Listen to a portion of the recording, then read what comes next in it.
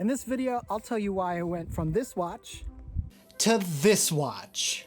I wore an Apple Watch for about 8 years until in 2024, I decided that it was creating more harm than good by wearing it as my daily driver. You see, I have a type of anxiety that most call health anxiety, and in 2024, it was the worst I've ever dealt with. Any little ache, pain, or warm rush of feeling sent me down a spiral that I couldn't shake. And the first thing I did each time I felt uncomfortable was grab my watch and do two things. Check my heart rate and run the Apple Watch EKG every single time. On top of that, anytime my watch would show a notification, I was like Pavlov's dogs, thinking I needed to respond or react to every red dot that would show up on my notifications. It became extremely exhausting. I still have the watch, and I feel it's a great tool for when I'm on trail, but how to use it for that is for another video. If you'd like to see how I use the Apple Watch while hiking, let me know in the comments below. I have a coworker who is into watches and subconsciously became more fascinated with the different types of watches, the bands, etc. I wore analog watches all my life until the Apple Watch, so I decided to find a smartwatch replacement, and here we are. Watches are meant to be an accessory and for some a tool, but they're also an extension of your personality, I think.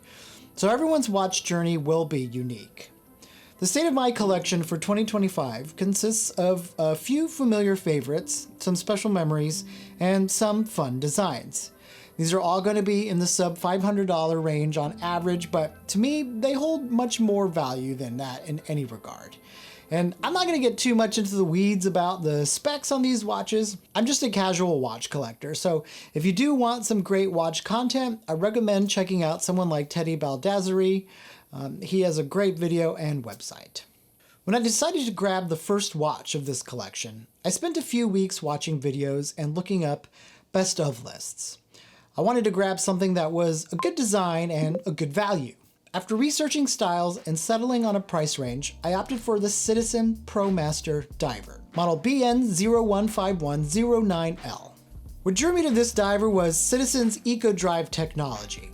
It's powered by light, either natural or artificial, so it has good steady charge to its battery. It features a 44mm face, and the watch is encased in a stainless steel. That sturdy material has made this watch my daily driver for work because I know it'll hold up to how often I bump into things. The band is a simple polyurethane strap, and the dial rotates counterclockwise. I use the dial as a very basic timer, especially during the MLS soccer season here in Austin, but I definitely don't use this diving.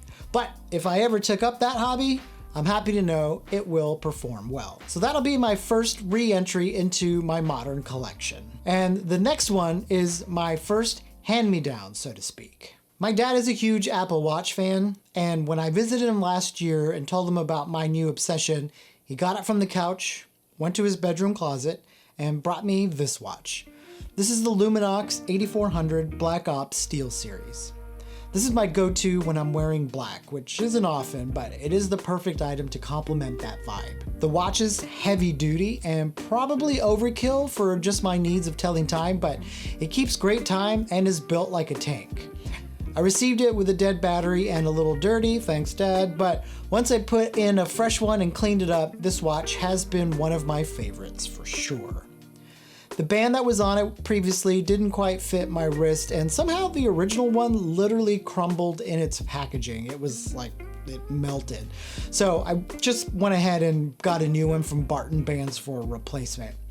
Not sponsored by them, but it's a great shop. They are from Texas also if you need a new band. This watch started to define what I wanted my collection to be. I mean, sure, it's a neat looking watch, but the meaning behind the watch. It was a gift from my dad, and it will always be that. Every time I look at it, I can have that memory. And despite this also being a 44mm watch, it feels beefier because of the weight of the watch. The dial is also a little hard to rotate, but again, once I cleaned it up, it was fine. Not overly loose, I don't want it rotating unknowingly, but just right. It has really nice, big, bright numerals on the face that make time easy to read. And there is lume on here, but it's not noticeable after general wear. You have to shine some serious light on this watch to make that lume pop. So I shared my first watch, a family watch, and the next one, which may just be my personal chase model that I will continue to hunt for. The next watch on this list also marks my entry into mechanical watches. This is the Seiko 5 Sports Field Watch 110th Anniversary Limited Edition with cream dial on the included leather strap, model SRP K41. As it turns out, in 1913, Seiko released its first watch dubbed the Laurel, which just happens to be my last name. A couple of cool tidbits about the legacy of those original models are the Laurel's creation marked the beginning of a tradition of innovation at Seiko, and the Laurel's design has inspired modern Seiko timepieces, which featured design elements like white dials, red markers, and blue hands.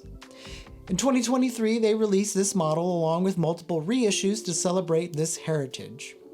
The Seiko 5 was limited to 6,000 copies, and while that may not seem like a lot, to me, it's cool that it wasn't a continued series.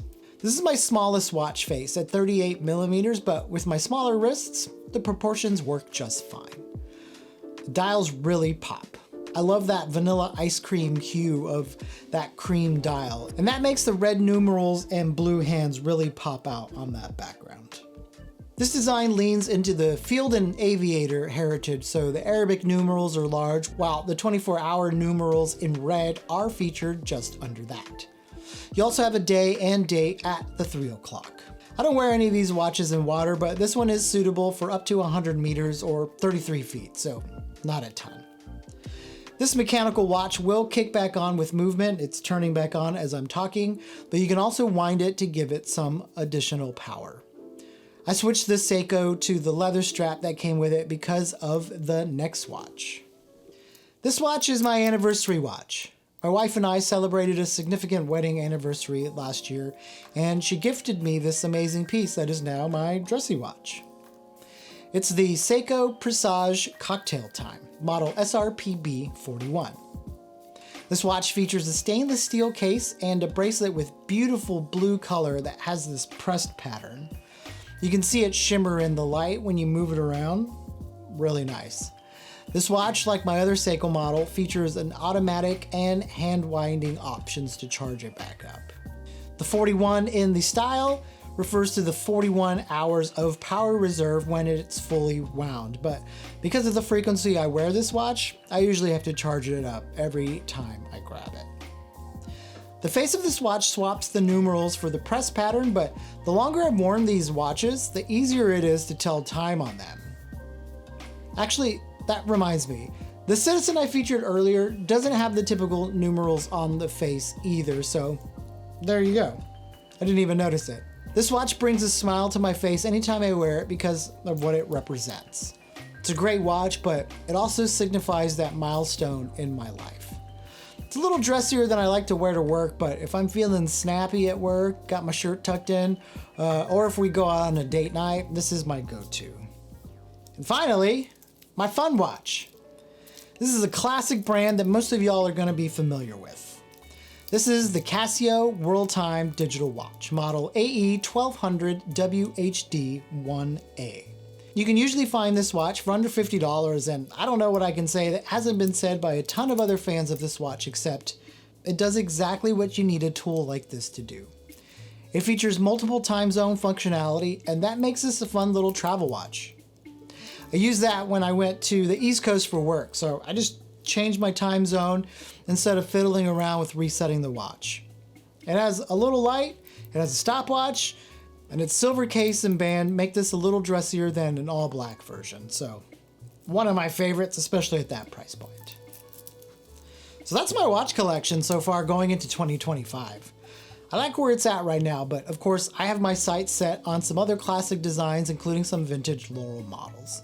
All of my watches are kept in my Father's Day gift from last year. This is the Holmes & Hadfield watch box. It's their Watch Deck Pro. It features 4 spots for your watches and a pull-out drawer for rings, knives, or whatever else you may keep in your pockets. I just put some extra watch straps and my dry cloth to wipe the watch faces off before putting them on. Great box. So, thanks for watching, y'all. If you found value in this video, please give it a thumbs up. And if you want more content for life on and off the trail, please subscribe to the channel. It goes a long way in showing my videos to more people, and I really appreciate it. Take care, y'all.